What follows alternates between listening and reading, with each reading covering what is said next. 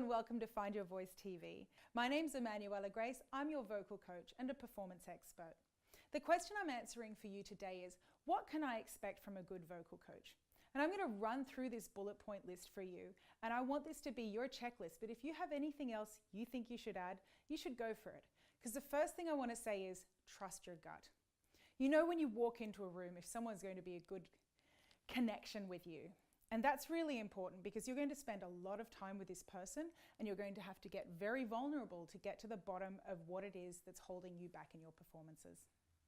So number 2, make sure that their knowledge and their education is up to date. If a teacher is not willing to keep themselves up to date and is not excited by all the new information that's out there, you've got to wonder what it is that they're teaching you. Is it relevant to you? Is it what's going to help you the most? Because things have changed a lot in the last 20 years. 20 years ago, we couldn't stick a camera down our throat and see what's going on in there. All we could do was have a cadaver, fill it with air, push on its belly and hope for the best. These days, we can see all sorts of things in there, and there is still so much that we have to learn. So work with a coach or a singing teacher that really stays up to date and derives a lot of joy and excitement from actually learning what is out there. Number 3, look for a coach that has experience. If they have not walked the walk and put into action what it is they're teaching you, you have to ask yourself, what is it they're actually teaching me and does it work? It's really important in terms of the trust relationship you have with your coach as well to know that they have been there and they have done it. And they're not asking you to put yourself out in front of that audience without having been through that themselves first. So number 4, make sure they are patient and supportive because you need to be able to give yourself permission to make mistakes and learn. And if they are not going to give you that space and that support and that understanding you need, you're going to feel hurried, you're going to feel pressured, and you're not going to feel nurtured the way you need to be to really learn. So number 5, make sure they're objective. And I often talk with my clients about aesthetic bias. Now, an aesthetic bias is what I think is good. I might think that red hair and bright green dresses and punky shoes is cool. You might not agree, and that's your aesthetic and that's my aesthetic, and they're both okay. We don't have to agree. And when it comes to what sounds good, it's the same deal.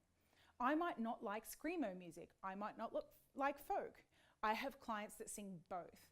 Our priority as coaches and as singing teachers is to make sure that your voice is healthy. And if you're working with a coach that's trying to impose what they think sounds good on you, you might want to check if they're the right person for you. What you should be looking for in a teacher is someone that you want to come back to time after time because every time you see them, you feel like you're growing and you're learning and you're developing as a performer and you feel safe and accepted but also autonomous, able to make your own judgments on what sounds good. My clients often ask me, Emmanuella, what do you think sounds good? And I will say to them, what do you think sounds good? And if I do share my view, I will caveat it with the fact that it is my aesthetic bias. It is not necessarily fact. It is my version of the truth. So here's the thing. If your coach doesn't hold you accountable, you have a problem. You don't need someone who's just going to tell you you're great all the time. If you set goals with your coach and you're not hitting those targets, you need them to hold you accountable and check what it is that's stopping you from hitting those targets and what it is that might be unrealistic about the goals that you've set. It's worth reviewing it. And finally, find a coach that helps you find the answers for yourself. If someone just gives you the answers all the time, the minute they're not there, you're going to feel disempowered. You want someone that's going to help you find the answers in your own way so that when they're not there, you have a set of skills that will help you work it out for yourself. So ask yourself this, do you leave every session feeling like you have learnt something that you can use immediately? And also that as you understand it better, will affect the way you behave overall? Will it help you perform better? Ask yourself, are they a good fit for you? Your friend might think they're the best singing teacher on earth, but they might not be the teacher for you. If not, speak up, don't give up. Be okay with saying to them, you're lovely, but this isn't working for me.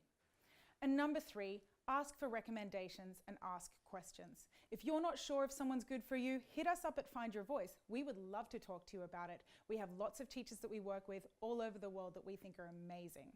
This is Emmanuella Grace from Find Your Voice. Thank you for watching Find Your Voice TV.